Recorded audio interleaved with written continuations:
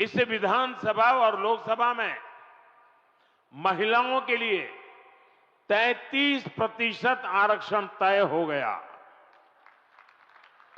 सभी दलों ने आगे आकर इस महत्वपूर्ण कानून को समर्थन दिया। देवभूमि उत्तराखंड की इस पावन धरती पर आप सभी को मेरा प्रणाम। बहुत बड़ी संख्या में आए हुए पूज्य संतगण को भी प्रणाम। उत्तराखंड का प्यारा भूलों, भैबंदों, बावड़ी, भूलियों, शाना बुजुर्गों, आप सबूते नमस्कार।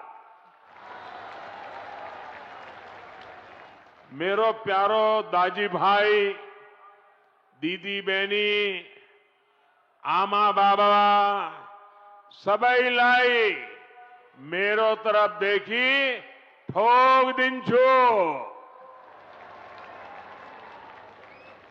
इस कार्यक्रम से टेक्नोलॉजी के जरिए भी दिल्ली, यूपी से अनेक लोग जुड़े हैं। मैं सभी का अभिनंदन करता हूं। सबसे पहले तो मैं आप सबकी क्षमा चाहता हूं।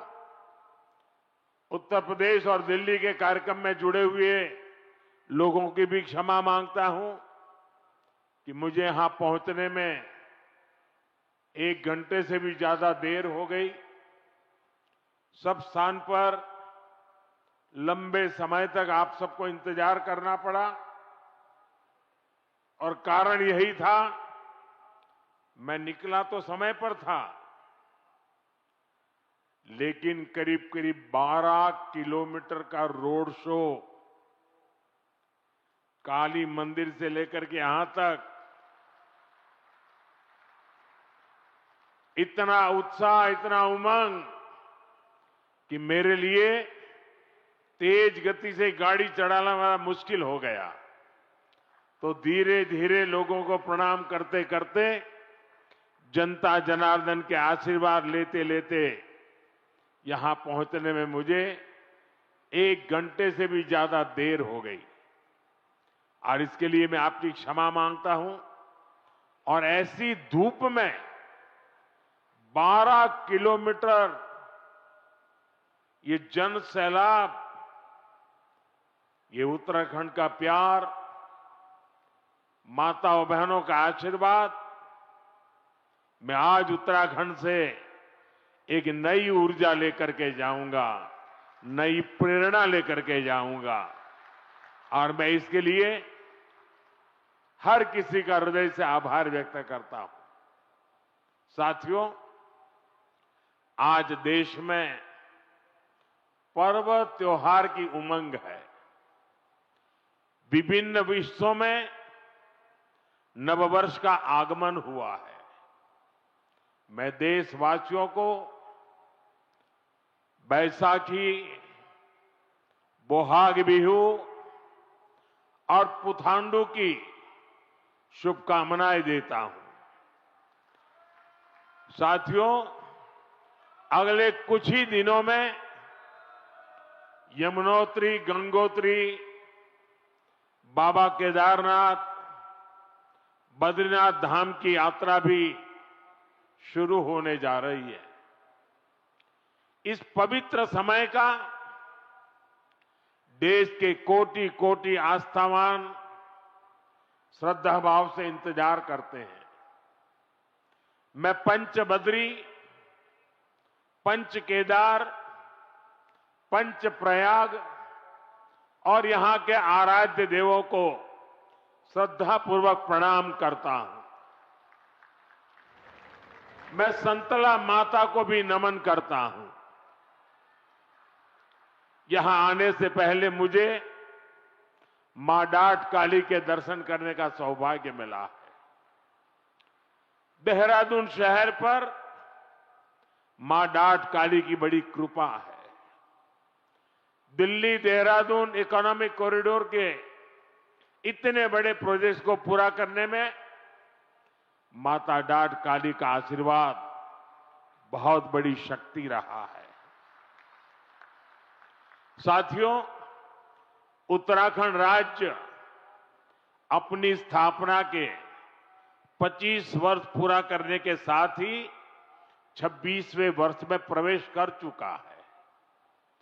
आज दिल्ली देहरादून एक्सप्रेसवे के उद्घाटन के साथ इस प्रगति में एक और बड़ी उपलब्धि जुड़ी है। आपको याद होगा, बाबा केदार के दर्शन के बाद मेरे मुंह से अनायास निकला था कि इस शताब्दी का तीसरा दशक उत्तराखंड का दशक होगा। मुझे बहुत खुशी है कि डबल इंजन सरकार की नीतियां और उत्तराखंड के लोगों के परिश्रम से ये युवा राज्य विकास के नए आयाम जोड़ रहा है। ये प्रोजेक्ट भी उत्तराखंड के विकास को नई गति देगा। इस एक्सप्रेसवे का बहुत बड़ा हिस्सा यूपी से होकर गुजरता है। इससे गाजियाबाद, बागपत, बड़ौद, शामली और सहारनपुर जैसे अनेक शहरों को भी बहुत फायदा होगा। टूरिज्म के लिहाज से यह प्रोजेक्ट बहुत अहम है। मैं पूरे देश को इस प्रोजेक्ट की बहुत बहुत बधाई देता हूं। साथियों, आज डॉक्टर बाबा साहब आंबेडकर की जयंती भी है। मैं बाबा साहब को कोटि कोटि देशवासियों की ओर से श्रद्धांजलि अर्पित करता हूं। बीते दशक में हमारी सरकार ने जो नीतियां बनाई, जो निर्णय लिए, वो संविधान की गरिमा को पुनः स्थापित करने वाले रहे हैं। आर्टिकल 370 हटने के बाद आज पूरे देश में भारत का संविधान लागू है। जिन दर्जनों जिलों में माओवाद, नक्सलवाद खत्म हुआ है, वहां भी अब संविधान की भावना के अनुरूप काम हो रहा है। देश में समान नागरिक संहिता लागू हो, यह हमारे संविधान की अपेक्षा है। उत्तराखंड ने संविधान की इस भावना को आगे बढ़कर और उस भावना को आगे बढ़ाकर पूरे देश को राह दिखाई है। साथियों, बाबा साहब का जीवन गरीबों को, वंचितों को, शोषितों को न्यायपूर्ण व्यवस्था देने के लिए समर्पित था। हमारी सरकार आज उसी भावना के साथ हर गरीब, हर वंचित को सच्चा सामाजिक न्याय देने में जुटी है। और सामाजिक न्याय का एक बहुत बड़ा माध्यम देश का संतुलित विकास है। सबको सुविधा है, सबकी समृद्धि है। इसलिए ही बाबा साहब आधुनिक इंफ्रास्ट्रक्चर की, औद्योगिकरण की भरपूर वकालत करते थे। साथियों, भविष्य की दशा और दिशा क्या होगी, अक्सर लोग इसके लिए हाथ की रेखाओं को दिखाते हैं। जो भविष्यवेत्ता होते हैं ना, वो हस्तरेखाएं देखते हैं और हर व्यक्ति के भविष्य के विषय में बताते हैं। मैं इस विज्ञान को तो नहीं जानता हूं, लेकिन कहते हैं कि ये भी एक शास्त्र है। अब ये तो हो गई व्यक्ति के भाग्य की, जो उसके हाथ में रेखाएं हैं, उसकी बात। लेकिन मैं अगर इसी संदर्भ को राष्ट्र जीवन से जोड़ करके देखूं, तो राष्ट्र की भाग्य रेखाएं कौन सी होती है? राष्ट्र की भाग्य रेखाएं ये हमारी सड़कें होती हैं, हमारे हाईवे होते हैं, हमारे एक्सप्रेस वे होते हैं, एयरवे, रेलवे, वाटरवे, ये हमारे राष्ट्र की भाग्य रेखाएं होती है। और बीते एक दशक से हमारा देश विकसित भारत बनाने के लिए विकास की ऐसी ही भाग्य रेखाओं के निर्माण में जुटा हुआ है।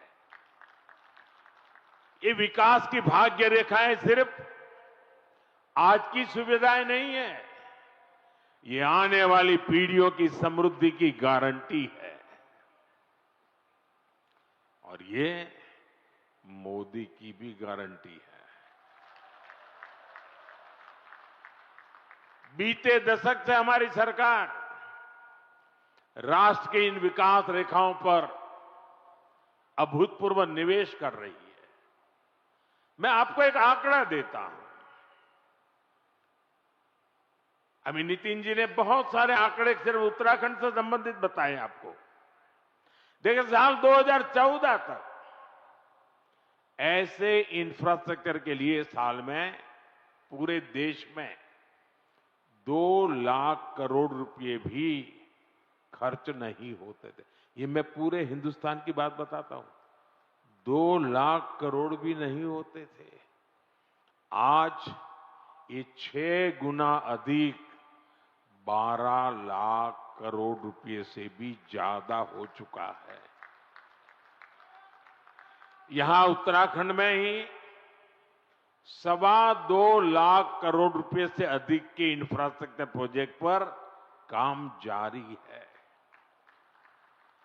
2014 के पहले पूरे देश के लिए 2 लाख करोड़, आज अकेले उत्तराखंड के लिए 2.25 लाख करोड़ रुपया। कभी उत्तराखंड के गांवों में सड़क के इंतजार में पीढ़ियां बदल जाती थी। आज डबल इंजन सरकार के प्रयासों से अब सड़क गांव तक पहुंच रही है। जो गांव पहले वीरान पड़ गए थे, वो फिर से जीवंत हो रहे हैं। 4 धाम महामार्ग परियोजना हो, रेल परियोजनाओं का विस्तार हो, केदारनाथ और हेमकुंड साहिब रोपवे हो, विकास की ये रेखाएं इस क्षेत्र के कोने कोने में जीवन की भी भाग्य रेखाएं बन रही है। साथियों, 21वीं सदी का भारत आज जिस स्पीड और जिस स्केल पर काम कर रहा है, उसकी पूरी दुनिया चर्चा कर रही है। मैं आपको उत्तराखंड, पश्चिमी यूपी और दिल्ली का ही उदाहरण देता हूं। कुछ सप्ताह पहले ही दिल्ली मेट्रो का विस्तार हुआ, मेरठ में मेट्रो सेवा की शुरुआत हुई, दिल्ली मेरठ नमो भारत रेल रेस को समर्पित की गई, नोएडा इंटरनेशनल एयरपोर्ट की शुरुआत हुई, हवाई जहाजों के लिए एमआरओ फैसिलिटी पर काम शुरू हुआ और आज देहरादून दिल्ली एक्सप्रेसवे शुरू हो रहा है। साथियों, इतने छोटे से रीजन में ये सब इतने कम समय में हो रहा है। कल्पना कीजिए, देश में कितने बड़े पैमाने पर इंफ्रास्ट्रक्चर बन रहा है। और इसलिए मैं कहता हूं, 21वीं सदी का भारत आधुनिक इंफ्रास्ट्रक्चर के जिस नए युग में प्रवेश कर रहा है, वो अभूतपूर्व है, अकल्पनीय है। साथियों, आज भारत के अलग अलग हिस्सों को जोड़ने वाले अनेक इकोनॉमिक कॉरिडोर्स, उस पर काम चल रहा है। जैसे Delhi Mumbai industrial corridor, Bengaluru Mumbai industrial corridor, east coast economic corridor, Amritsar Kolkata industrial corridor, ऐसे बहुत से इकोनॉमिक कॉरिडोर देश में बनाए जा रहे हैं।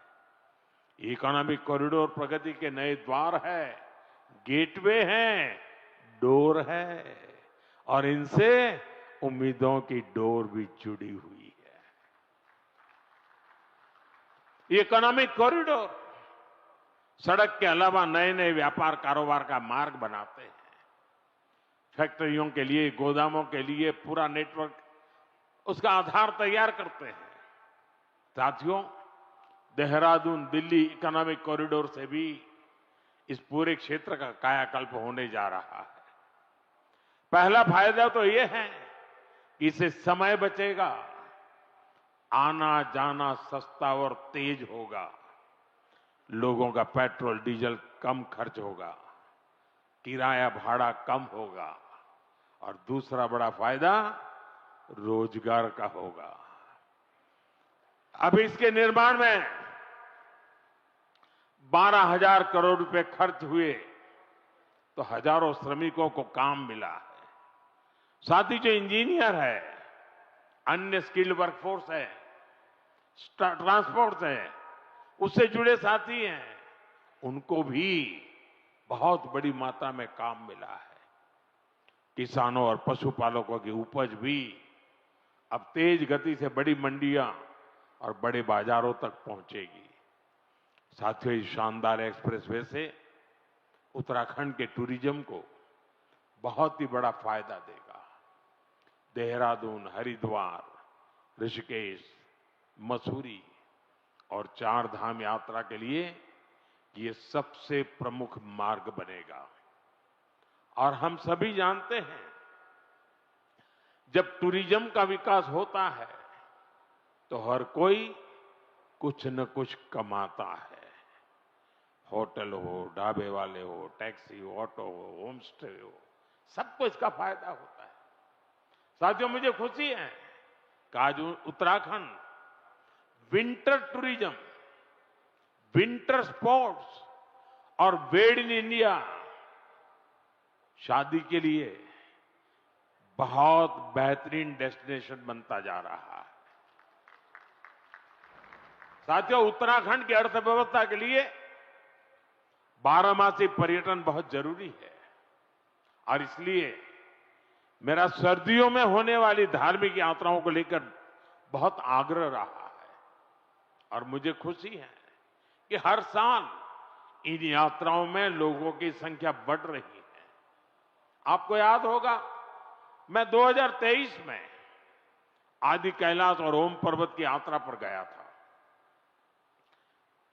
पहले बहुत जाता था, बीच में बिल्कुल जा नहीं पाया, कई वर्षों के बाद मैं गया और मुझे मुख्यमंत्री जी बता रहे थे, गवर्नर साहब बीच में आए, वो भी बता रहे थे कि 2023 में मैं वहां गया और उसके बाद बहुत बड़ी संख्या में श्रद्धालु वहां जा रहे हैं।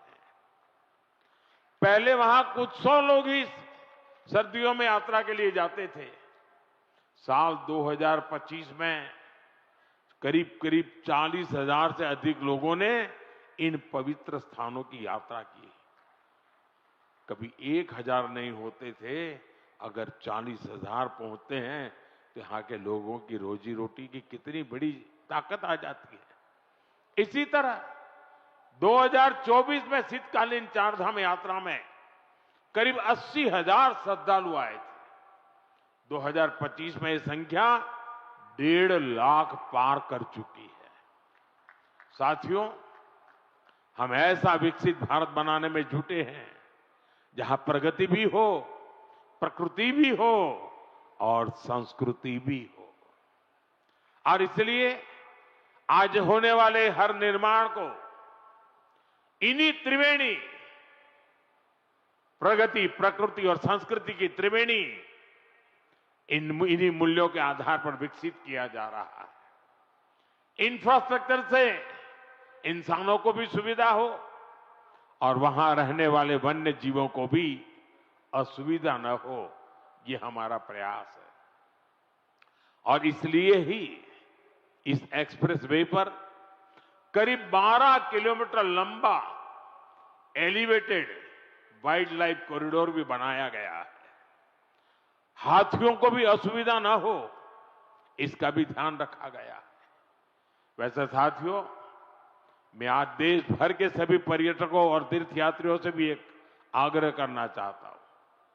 हमारे पहाड़, ये वन क्षेत्र, ये देवभूमि की धरोहर, ये बहुत ही पवित्र स्थान ऐसे स्थानों को साफ सुथरा रखना ये हम सभी का कर्तव्य है, यहां रहने वालों का भी और यात्री के रूप में आने वालों का भी।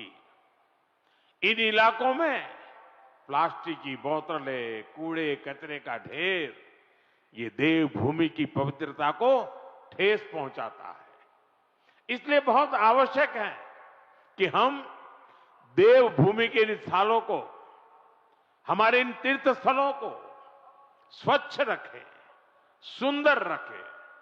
साथियों, अगले वर्ष हरिद्वार में कुंभ का भी आयोजन होना है। हमें आस्था के संगम को दिव्य, भव्य और स्वच्छ बनाने में कोई कोर कसर बाकी नहीं छोड़नी है।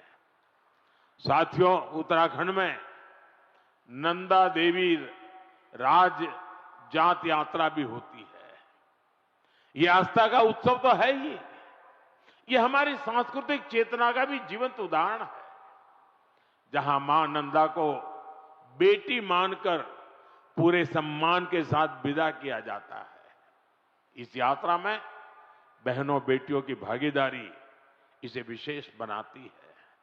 मैं मां नंदा को प्रणाम करते हुए देश भर की बहनों बेटियों को भी विशेष संदेश देना चाहता हूं। विकसित भारत के निर्माण में आपकी बहुत बड़ी भूमिका है। इस देश की बेटियों की, इस देश की माताओं की, बहनों की बहुत बड़ी भूमिका मैं देख रहा हूं। और बहनों बेटियों की सुविधा, सुरक्षा और लोकतंत्र में भागीदारी, ये डबल इंजन सरकार की बहुत बड़ी प्राथमिकता है। आप अभी देख रहे हैं कि दुनिया में कितना बड़ा संकट आया है। इसे दुनिया के विकसित देशों में भी कितना हाहाकार मचा है। ऐसी मुश्किल हालत में भी सरकार का निरंतर प्रयास है कि हमारी बहनों को कम से कम परेशानी हो। साथियों, बहनों बेटियों की भागीदारी का एक और महत्वपूर्ण पड़ाव अब देश के सामने है। 4 दशकों के इंतजार के बाद संसद ने नारी शक्ति वंदन अधिनियम पारित किया था। इससे विधानसभा और लोकसभा में महिलाओं के लिए 33% आरक्षण तय हो गया। सभी दलों ने आगे आकर इस महत्वपूर्ण कानून को समर्थन दिया। इसमें लोकसभा के चुनाव होंगे और तब से लेकर के आगे विधानसभा के भी चुनाव आते रहेंगे। जो भी चुनाव आते रहेंगे 2029 से ही ये लागू हो जाना चाहिए। ये देश की भावना है, ये देश की हर बहन बेटी की इच्छा है। मातृशक्ति की इसी इच्छा को नमन करते हुए 16 अप्रैल से संसद में विशेष चर्चा तय की गई है। देश की बहनों बेटियों के हक से जुड़े इस काम को सभी राजनीतिक दल मिलकर के सर्वसम्मति से आगे बढ़ाएं, उसको पूरा करें। और मैंने आज देश की सभी बहनों के नाम एक खुला पत्र लिखा है। सोशल मीडिया में शायद ये मेरा पत्र आप तक पहुंचा होगा। हो सकता है टीवी और अखबार वाले भी इस पत्र का जिक्र करते होंगे। मैंने बड़े आग्रह के साथ देश की माताओं बहनों को इस कार्य में भागीदार बनने के लिए निमंत्रित किया है। मुझे पक्का विश्वास है कि पत्र मेरे देश की माताएं बहनें जरूर पढ़ेगी, एक एक शब्द पर मनन करेगी और इतना बड़ा पवित्र कार्य करने के लिए 16, 17, 18 को संसद में आने वाले सभी सांसदों को उनके आशीर्वाद भी मिलेंगे। मैं आज देवभूमि से देश के सभी दलों से फिर अपील करूंगा कि नारी शक्ति वंदन अधिनियम में संशोधन का जरूर समर्थन करें। 2029 में हमारी देश की 50% जनसंख्या हमारी माताएं बहनें हमारी बेटियां, उनको उनका हक हम देके रहे।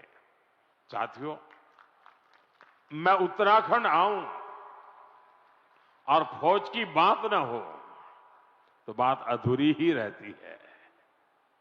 मैं गढ़ी कैंट, ये सभा स्थल, ये उत्तराखंड की महान सैन्य परंपरा का प्रमाण है। यहां पास ही देश की रक्षा सुरक्षा से जुड़े कई संस्थान हैं।